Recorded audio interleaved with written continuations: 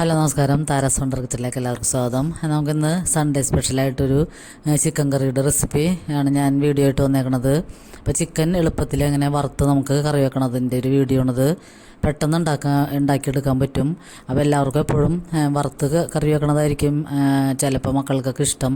അപ്പോൾ അത് നമ്മൾ വറക്കാനാണെങ്കിൽ കുറേ സമയം ആവുകയും ചെയ്യും. അപ്പോൾ അതിന് വേണ്ടി എളുപ്പത്തിലുള്ളൊരു വഴിയാണ് ഞാനിപ്പോൾ ഇവിടെ കാണിക്കുന്നത്. അപ്പോൾ ഞാൻ നേരത്തെ തന്നെ ചിക്കൻ മാഗ്നേറ്റ് ചെയ്ത് വെച്ചിട്ടുണ്ടായിരുന്നു. ഉപ്പും പച്ചമുളക്, മുളക് പൊടി, മഞ്ഞൾപ്പൊടി, ഗരം മസാലപ്പൊടി, പിന്നെ ഇഞ്ചി വെളുത്തുള്ളി പേസ്റ്റും കൂടി ഇട്ടിട്ട് ഒരു ചെറുനാരങ്ങയുടെ പകുതി പിഴിഞ്ഞിട്ടുണ്ട്. അതും ആവശ്യത്തിന് ഉപ്പും കൂടി ചേർത്തിട്ട് നന്നായിട്ട് മാരിനേറ്റ് ചെയ്ത് ഫ്രിഡ്ജിൽ വെച്ചേർന്നാണ്. അപ്പോൾ ഒരു 5-6 മണിക്കൂർ നേരം കഴിഞ്ഞിട്ടാണ് പിന്നെ ഞാനതെടുത്ത് കുക്കറിലിട്ട് ഒറ്റ വിസിൽ വെക്കണം. കുറച്ച് മല്ലിയിലയും കൂടി ഞാൻ മുകളിലിട്ടിട്ടുണ്ട് ഒരു ഫ്ലേവർ കിട്ടാൻ വേണ്ടി.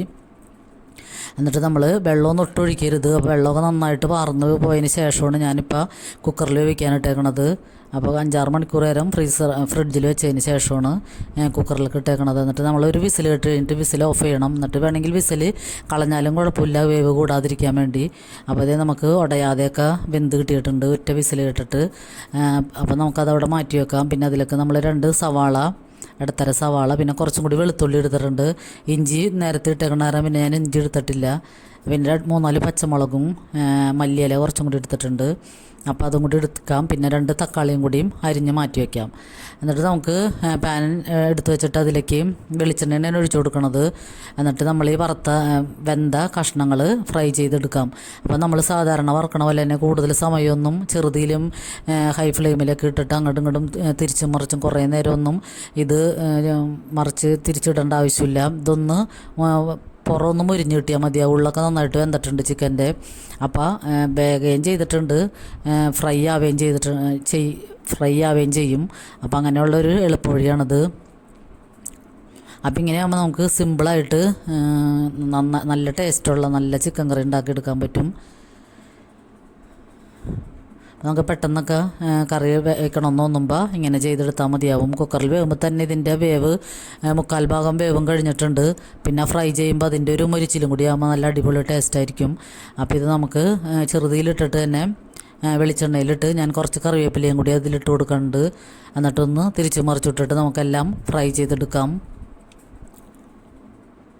അപ്പോൾ എപ്പോഴും നമ്മൾ കറി വെക്കണ പോലെയല്ല, ഇങ്ങനെ ഒരു പ്രാവശ്യം ഒന്ന് കറി വെച്ച് നോക്കുക എല്ലാവരും. പിന്നെ നമ്മൾ ചിക്കൻ വേവിച്ചപ്പോൾ ഉണ്ടായ കുറച്ച് ഗ്രേവിയാണത്.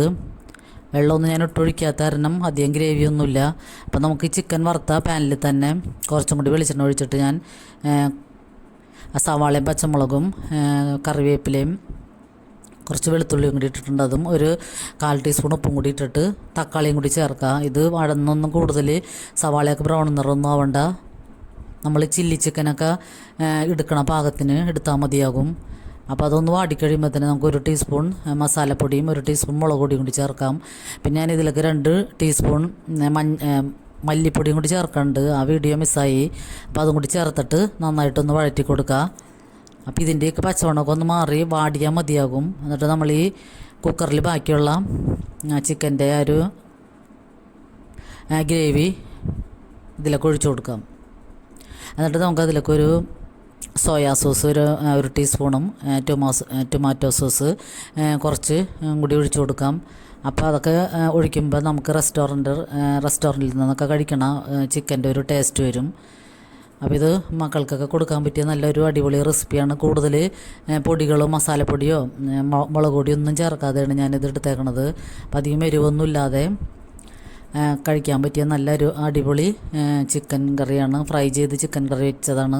എന്നിട്ട് നമുക്കിതൊക്കെ ഒന്ന് നന്നായിട്ട് മിക്സ് ചെയ്യാം. ഉപ്പ് നോക്കിയിട്ട് പോരെങ്കിലും ഇട്ട് കൊടുത്താൽ മതിയാകും. ഉപ്പൊക്കെ ചെറിയതായിട്ട് കുറഞ്ഞിരിക്കണതാണ് എപ്പോഴും നല്ലത്. എന്നിട്ട് നന്നായിട്ട് മിക്സ് ചെയ്ത് കഴിഞ്ഞാൽ നമ്മുടെ അടിപൊളി ചിക്കൻ കറി ഇവിടെ റെഡിയാണ്. നല്ല ടേസ്റ്റ് ഉണ്ടായിരുന്നു ഈ കറിക്ക്. അപ്പോൾ എല്ലാവരും ഇതൊന്ന് ഇങ്ങനെ ഒന്ന് ട്രൈ ചെയ്ത് നോക്കുക. നമുക്ക് പെട്ടെന്ന് ഉണ്ടാക്കിയെടുക്കാൻ പറ്റും. അപ്പോൾ വീഡിയോ കണ്ട് സപ്പോർട്ട് ചെയ്യുന്ന എല്ലാവർക്കും ഒരുപാട് നന്ദിയുണ്ട്.